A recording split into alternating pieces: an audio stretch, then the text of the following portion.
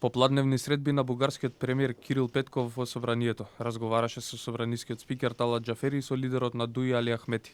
Џафери му посочил дека Македонија прави напори за градење на добрососедски односи со сите земји од регионот, додавајќи дека почнувањето на преговорите со Европската унија е од исклучително значење за земјата. Со Ахмети пак разговарале и за отварање на уставот. На пресконференција после средбата рече дека сака македонците да чувствуваат подкрепа од неговите политики и дека нема ништо штетно за Македонија ако бугарското малцинство биде впишано во уставот. Сепак не побарал реципроцитет од Петков. Јас сум граѓанин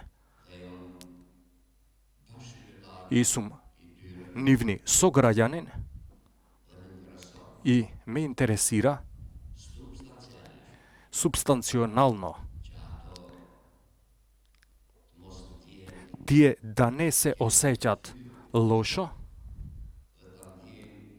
навредени. Мислам дека ништо лошо нема да и настане на државата ако ние